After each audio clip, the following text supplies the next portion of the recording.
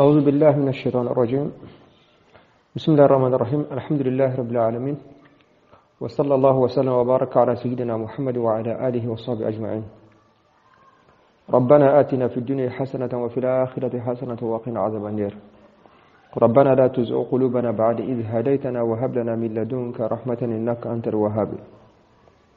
أيوة توبا Missiribah groupe mo ambe aw bela jelen fo dante folimina karamo ani lamel kelo karagara sirifi nu baka ambe aw fo ambe do ke bela jelenye ambe do ni bela jelen fe ala kambe so bama ala ka labanya ala kan kisi kantanga hal bi ambe limana josion kono limana josen woro nambe josen durna no ye al iman bi yawmil qiyamah e kada kiyama dona ani feminu beke okono ngo awa kiyama don kono la ko kacha o kuma meka kuma oleka insha Allah wala na laba mi be ambulo bi o ka kiyama don kibaraka ala min noya o be ash-shafa'a sornaldo courage menye aywa imbago be fendola me erete se kasoro ina se mgodo ma wona ideme ka fenyini erem imbago be fendola dofe me erbaro tigiti na dana e mai tasoro akamma bado be walma tirikedo be ni idona ola no sera maka fenyini akachala ibe asoro obseka ke sonno doy walma sonno do me fana ibe ka sira fenlo nye me eretse ka wuli ka buyirala ina se modoma wona fere ke ka tora nyoni ka boyira o fana obseka ke sonno doy bo ni sonno don fora were de ka telika fam aywa ma ode sonno doy bo nimbe ke jela abeke lahradona ka seddan fendoma o ka nafado samaka laseima walma ka seddan fendoma o ka torado samaka bo ila o ka torado nyoni ka bo ila abeke jiela abeke lahara o kuma lahradon sornaldo sigoroma flado sigoroma folo o kerekere no ni alakira sallallahu alaihi wasallam sikroma flana alakira bola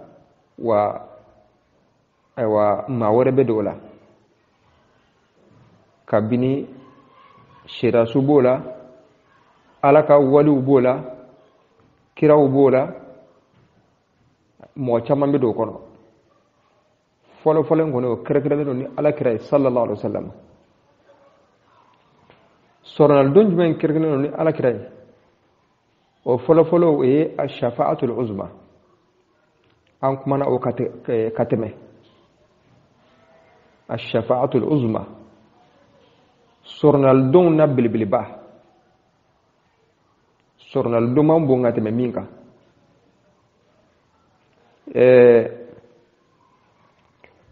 anko kiyama dona joli kuntala be jenya adama do be senge de gumbena okma kadi besa ala ka kiriti ke bekati tarola me jomi se ka kuma ala fe oti ma ala kira sallallahu alaihi wasallama aleri kilimpew dan fi jon temenen ko fe kiraw belajilena ube teme kira belajilena kilinkile mogoti kundo akoro kirati kundo akoro bebi yere nyini abe kunce ni jonye alakira sallallahu alaihi wasallam alakira ba fo kale bise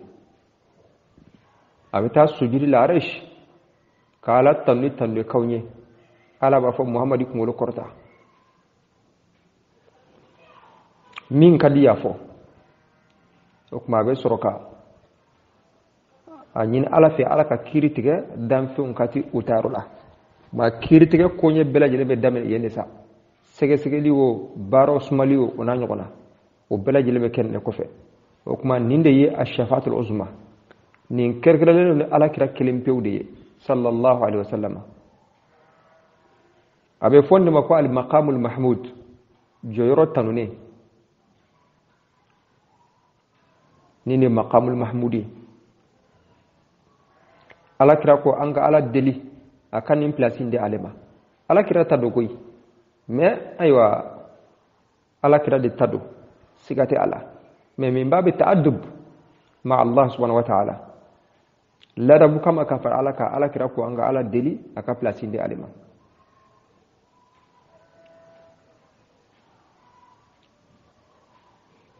عسى أن يبعثك ربك مقاما محمودا ومن الليل فتهجد به نافلة لك عسى أن يبعثك ربك مقاما محمودا على كرامة أكسوف النافلة سلي دوكلا فكولك سلي لعل جورو تني على نادي أما وعلى كرا دي باسرو إن شاء الله على كراكو صلى الله عليه وسلم أنا أول الناس يشفع في الجنة وأنا أكثر الأنبياء تبعا على كراكو على دي ما فلفل بيستورنا الدونجي يلا سكا أرجانا كنو دوندو أرجانا كنو كو أوي على كلادي صلى الله عليه وسلم وعلى نو في موكا تشانكا تمي كراب بلا جلنغا ala kira di kam manton ka canga teme kira bela jilenga wa min bale kombay katar jana kono odi be caya fana kateme kira bela jilentaka ya rabbi ala kan fara uluka ala kira bunya kama ala kira hurma kama allahumma amin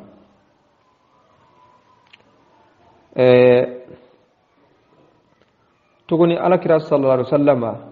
sornal do min kire lelo ni ala kira ye o flana o ye ka yankan kata fegenya kabo kafir la walma amse ka fo ka sorlol donge maye mami masa mumiye we jonye we alakira binake dar su kama ame afo note feon fen nabi alakira degu salamem man ka fo parce que alakira fancini Abu Talib ciedo anka aqidala ahlus sunna wal jamaa Abu Talibi a massa islamiyaka a fatura kafiriye ala dungo inna allaha la yaghfiru an yushraka bihi ala dungo nimma min sara kafiri ala ti yafa ima o kama Abu Talib ala kira ko bela jilenke aka islamiya a maslamiya wi ala yare kallanyine innaka la tahdi man ahbabta walakin allah yahdi man yasha muhammadu ka foni mo min jare eye ibse kallimena do duskuna itse koke kallimena do ma duskuno be ala di bulu e kon tay kayira ula kuma ala yen ke li hikmatin jalila abseka ke anna don ka fo ja ala kira ciedo ala ka jonyumando ala afsa dan fembe la jele me ko te abulo da ko be allah subhanahu wa ta'ala di bulu me o fana korota ka fo ala kira sikka fuike jorote ala ay joro bala se ka fenge bi iznillah joro be ala wa se ka fenge dan fenye ki nafa ab se ka nafa sama katare ma ab se ka tora la sama katare bi iznillah okuma avec ala ka jende okuma fa flabberi ka fara nyoga ala kira se ka fenya moye ni ala maso at se ka fenya moye ni ayre kelimto yi ala sente ala o tseka ke mais ala kira be fenya moye ala kira be nafalla se mogoma ala kira be tora la se katra muma ni ala ka jenye kuma fa flabbe de ka fara nyoga bo o te ala kira de kelimto yi koy o te ala kira de kelimto yi mogo na be nafalla sama katra mogoma na be tora nyol katra mogoma har ne ala kira ta be ken ala ka jende ni ala ka jende atigala mo tseka ke ayre ma ma fo abela jelene ka fara nyoka okuma ala kira sallallahu alaihi wasallam Abu Talib ay ko bela jelene ka kaslamiya ama islamiya okuma ala dun ko ni ma islamiya itaro jana bay kuma ala kira ala dili akay yankan kata ka fegenya ala sona kafiri to a ɲɔgɔnnaw be yankan kata min na dɔ bɔra ale ta la u ye abu talib ko fɔ alakira ɲɛna alakira ko la'allahu tanfa'uhu shafa'ati yawm al-qiyamah fayuj'al fi dahdahin min narin yaghli minhu dima'uhu akul la'alla alaka sallallahu ba nafa kiyama dona o ba bla jahannaba tasma bogodoro la a kungulo zeme be wuli akala awa ni akala jahannaba bogodoro ni o yankan katay ka kungulo zeme be to bini ay hala ba'da takhfif wi fegenya ko fe Allahu akbar ala kan kisi jahannaba ma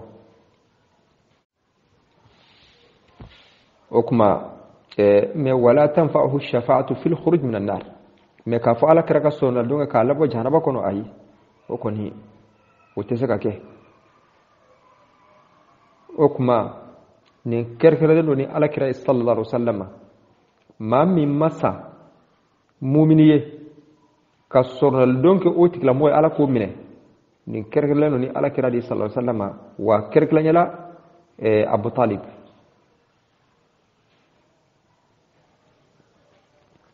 o kuma kuma dɔ bɛ yen adamadenw mɔgɔw b'a fɔ jagɛlɛya kama ladabuntan yɛrɛ kama alakira ka hakɛ la u b'a fɔ ko alakira bangeba fila sallallahu alaihi wasallam ko bɛ jahanaba kɔnɔ k'olu sara kafiri ye k'olu bɛ jahanaba kɔnɔ k'olu bɛ jeni hari a fɔli man di an balimaw kuma in tɛ tiɲɛ ye kuma in tɛ sawaba ye kuma n'i y'a mɛn mɔgɔ min na wuli ka bɔ a kɔrɔ parce que kuma dɔw bɛ yen a bɛ adamaden ka baara ɲuman bɛ touché k'a sɔrɔ kafiriya fana tɛ jogo dɔw bɛ yen a bɛ adamaden ka baara ɲuman bɛ touché k'a sɔrɔ filankafoya tɛ komi o de dɔɔnin don min dɔɔnin don o ye ko n'i ye filankafoya de kɛ i ka baara ɲuman bɛɛ lajɛlen bɛ tiɲɛ mais baaraw dɔw bɛ yen o bɛ adamaden ka baara ɲuman bɛɛ lajɛlen tiɲɛ k'a sɔrɔ filankafoya tɛ o dalilu o filɛ nin ye Allah subhanahu wa ta'ala ko Qur'an kɔnɔ ولا تجهروا له بالقول كجهر بعضكم لبعض أن تحبط أعمالكم وأنتم لا تشعرون يا أيها الذين آمنوا لا ترفعوا أصواتكم فوق صوت النبي ولا تجهروا له بالقول كجهر بعضكم لبعض أن تحبط أعمالكم وأنتم لا تشعرون ألكو كرمانتوما كركنيرا كما فورا بنو ينا صحابو أو كان أكان كرتا ألا كرا كان سانفي wa n'aw bɛ kuma ala kira fɛ a kana kuma kan pɛrɛn komi ni ni filan bɛ kuma i bɛ kuma ka wasa cogo min na k'aw kan'o kɛ dɛ yalasa aw ka baara ɲumanw kana bin k'a sɔrɔ aw tɛ a kalama o kɔrɔ jumɛn ye su'ul adab ma'a rasuli sallallahu alaihi wasallam yuhbitu al-a'mal as-salihah larabuntanya ka fara ala kira kan a bɛ kɛ sababu ye ka mɔgɔ ka baara ɲuman tiɲɛ ni ayen be o de yirana o kuma o kuma e tɛ se k'a fɔ alakira ɲɛna i tɛ se k'a fɔ alakira ɲɛna mun de b'i bila i b'o fɔ alakira kɔfɛ kuma min a man di ye a ka fɔ e yɛrɛ ma mun de kosɔn i b'o fɔ alakira ma kuma min i tɛ se k'a fɔ i fa ma i tɛ se k'a fɔ i ba ma mun de kama hari n'a y'a sɔrɔ i bɛ se k'a fɔ i fa ni ba ma o ye dangadenya de ye mun de kama i b'o fɔ alakira ma i ka jahanama kɔnɔ don bɛ se fɔ alakira sallallahu alaihi wasallam ma bangebaaw ma k'olu bɛ jahanama kɔnɔ mun de kama an k'an yɛrɛ kɔlɔsi nin ko fasugu la an k'an yɛrɛ kɔlɔsi maa min ka hakilina ye nin ye maa min bɛ nin fɔ mikoro la diɲɛ maa k'a mɛn i kɔlɔsi a tigilamɔgɔ la i kɔlɔsi a tigilamɔgɔ la dalilu jumɛn bɛ yen ko alakira fa n'a ba bɛ jahanama kɔnɔ u ye mun kɛ uko ala kira te kirewa ukume bolibatu de la ala kira mabo kafir la ala kira mabo bolibatu la silamiya koni mana o ɲɛna mais o t'a yɛrɛ k'a fɔ kafiri do dɛ silamiya mana mɔgɔ min ɲɛna o bɛɛ tɛ kafiri ye o mumini jɔn kun bɛ yanni ala kira ka na muminu kun bɛ dɛ u kun bɛ ala bato yanni silamiya ka na o tuma minnu kun b'o taasira la a bɛ fɔ olu ma ko ahlul fatra madama ni min kɔni kun tɛ kafiri ye i kun tɛ bolibatu la ala tɛ foyi k'i la o dɔnnen do diinɛ kɔnɔna la ala kira bangebaw sen bɛ o la kafiri kun tɛ bolibatilaw kun tɛ u kun dalen do kiraw bɛɛ lajɛlen na limaniya kun b'u dusukun na u dalen b'a la k'a fɔ ala kelen pe o de ma ɲi fɛn wɛrɛ ni batu man kan min tɛ ala ye mun de bɛ kɛ sababu ye k'olu don jahanaba la wa ma kunna mu'adhibina hatta nab'atha rasula anw tɛ maa yankan ka taa ka sɔrɔ an ma kira ci ka tara i ma donc k'a fɔ ala kira bangebaw u bɛ tasuma la balaw kan don naftari de har an k'a kɛ sa u bɛ tasuma yɛrɛ kɔnɔ sa an jateminɛ la quoi an k'a kɛ u bɛ tasuma kɔnɔ o fɔli nafa jumɛn di a la e bɛ se k'a fɔ ala kira ɲɛna k'a fɔ i bangebaw bɛ jahanaba kɔnɔ i b'a dɔn kɔni har n'a y'a sɔrɔ u bɛ jahanaba kɔnɔ fiilan nin fɔli bɛ ala kira tɔɔrɔ wallahi a fɔli bɛ ala kira tɔɔrɔ janko dalo t'a la pirifu foyi t'a la mais minnu b'a fɔ min b'u bila fɔli la k'a yira k'a fɔ ala kira tɛ se ka foyi ɲɛ mɔgɔ ye adamaden gansan don adamaden don ko mɔgɔ tɔw cogo a tɛ se ka foyi ɲɛ mɔgɔ ye n'a bɛ se ka fɛn ɲɛ mɔgɔ ye a bangebaa filaw tɛ don jahanaba kɔnɔ laala a bɛ se ka kɛ a fɔ ka taa ala kira tɛ se ka foyi ɲɛ maa ye n'a bɛ se ka fɛn ɲɛ maa ye a bangebaaw tɛ taa jahanaba kɔnɔ wallahi galonfin ala kira bɛ fɛn ɲɛ mɔgɔ ye mais a bɛ kɛ ala ka jɛn de wa min b'a fɔ fana ko ala kira bɛ fɛn ɲɛ mɔgɔ ye olu ka aqida la har n'u ma fɔ dabara u b'a dɔn k'a fɔ a bɛ kɛ ala ka jɛn de o mumini limana bɛ dusukun de la o limana bɛ dusukun de la fɛn dɔw bɛ yen nɔ kuma dɔw bɛ yen nɔ ni mumini y'a fɔ a tɛ kɛ kafiri ye mais kafiri b'a fɔ i bɔlen don diinɛ la ni a ye ma ni muminun ko n'a bɛ muminu min dusukun na k'a fɔ ala kira bɛ fɛn ɲɛ mɔgɔ ye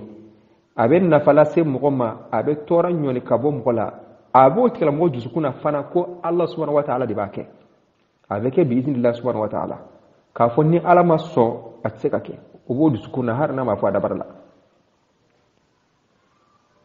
ni ala kira tɛ fɛn ɲɛ mɔgɔ ye an ye min fɔ a shafaatul uzma arjana ka haramuya arjana bi haramuya bɛɛ lajɛlen kan ni ala kira tɛ ala kira de bɛ sɔrɔlalon kɛ i bɛ arjana sɔrɔ ala kira ka sɔrɔlalon de kɔfɛ ala kira bɛ fɛn ɲɛ mɔgɔ ye bi idinillahi subhanahu wa ta'ala o kuma mɔgɔ kana i dafa ni kuma fasugu la hada min su'il adab jango prévu yɛrɛ tɛ min na mun b'u bila jahanaba kɔnɔ dalu foyi t'a la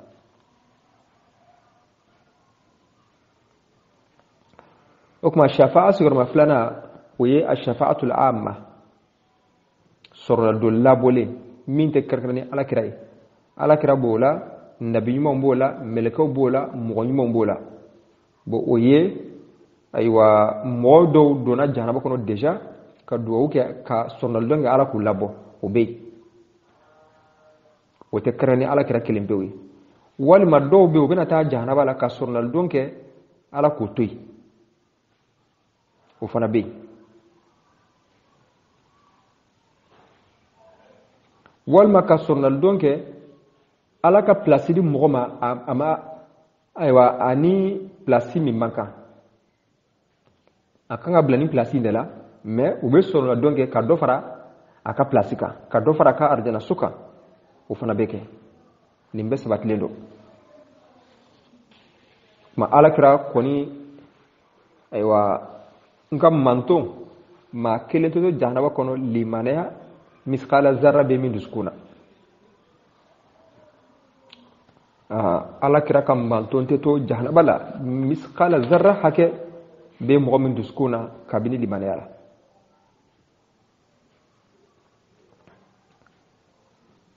parce que ala ko wala sawfa yu'tika rabbuka fatarda muhammadu ala bina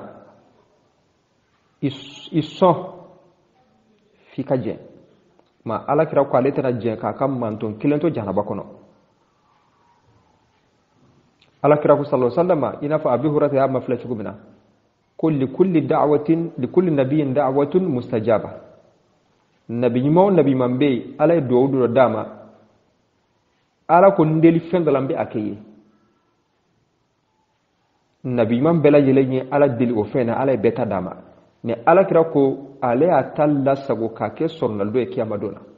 ne ala kira mbe an fede an ala kira mbe hina kam mantona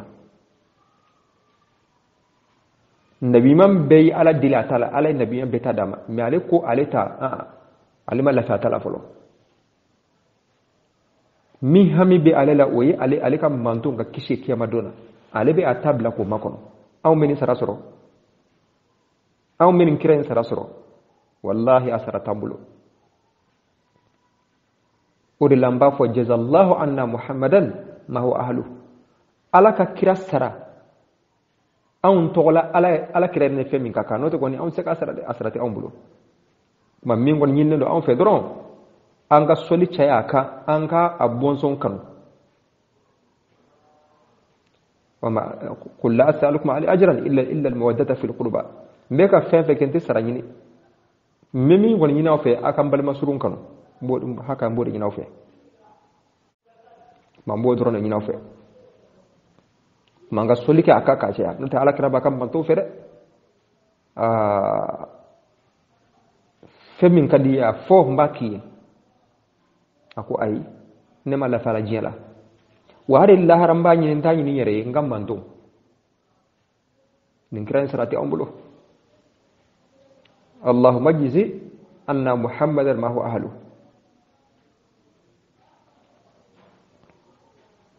اللهم صل على سيدنا محمد وعلى ال سيدنا محمد وسلم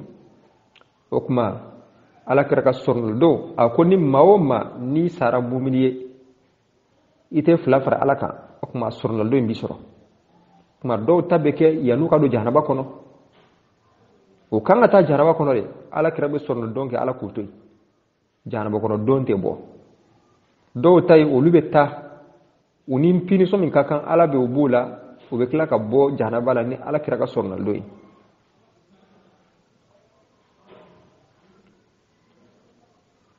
na kuma surnaldo dalu o kacca qur'ana kono o kacca qur'ana kono ko sobe o kuma surnaldo mi fana play ni sharti de bi ala ambe o keka wala handa dafa surnaldo sharti jumenye sharti do be no be lo surnaldo ke bala surnaldo bala sharti do be lo surnaldo be ke mogomiye sharti mi medlo surnaldo bala aka sur ala jenembe o tigla mo aka surnaldo ke parce que ango surnaldo ala de tay ala de be jendi me ka surnaldo ke man zal ladhi yashfu indahu illa bi izni jomse ka surnaldo ke ala yoro ni ala mason mo stisi wala tanfa'u shafa'atu indahu illa liman azna lahu surnaldo de nafanye Allah subhanahu wa ta'ala fe ma fo na yere jena mo mi ka surnaldo ke okuma ala de be jendi ma folo ika surnaldo ke note i rete ka surnaldo ke yerama surnaldo me ke mo mi ka sharti aka soro ani surnaldo kaka ala jenen be surnaldo kake mamiye surnaldo mo ko tira mo de ko ma anyo fo chugo mina mami manasa muminiye ikali mana la fu chugo surnaldo me se kake mais mami manasa kafriye surnaldo nteke oye ma shiti rebla kibe surnaldo denko oye parce ala majje surnaldo kake oye ma fa nyi min fo aywa abu talib kerkrenyala alayi ala kira bunyani oye alewi surnaldo ke abu talib ye kaka yang kata ferenya na okuma nini surnaldo sharti kele obe surnaldo ke baye sharti kele obe surnaldo be ke mogomiye ma allah ambe allah subhanahu wa ta'ala dili ala kangal liman asabati ala kan dusukun noro ni limana noroy ala kan dusukun noro ni limana noroy ala kan nin aw kunaja ala kan fara jon kunandiuka ala ka allabanya anga kuma laban ala ka la ilaha illallah muhammadur rasulullah ala ka ambe sawabama anga hakil nawla anga fotawla anga barawla ambe Allah subhanahu wa ta'ala deli jin hera lahara hera na nema ala ka di amma jin geleya amma siba lahara yankan kata ala ka nyoni ka bo anna ala ka nyere nyoni ka bo ala anga hamina ko dugule abangele ala di bardo geleya minum be no ala di ya wuli bayi ambe Allah subhanahu wa ta'ala deli ala kan ga geleya wuli ala kan ga hamina ko noya anga bambato ala ko hina uyanko mina ala kan noya amta jemina ala kan noya ala kan nyirenya kando makono ala kan nyanamaya ke amma lafiya yi ala ka saya ke amma aiwa lafiya yi tudi ala kan lafiya nyanamaya kono ala kan lafiya saya kofe اللهم آمين اللهم صل على سيدنا محمد وعلى آل سيدنا محمد وسلم ربنا آتنا في الدنيا حسنة وفي الآخرة حسنة وقنا عذاب النار والسلام عليكم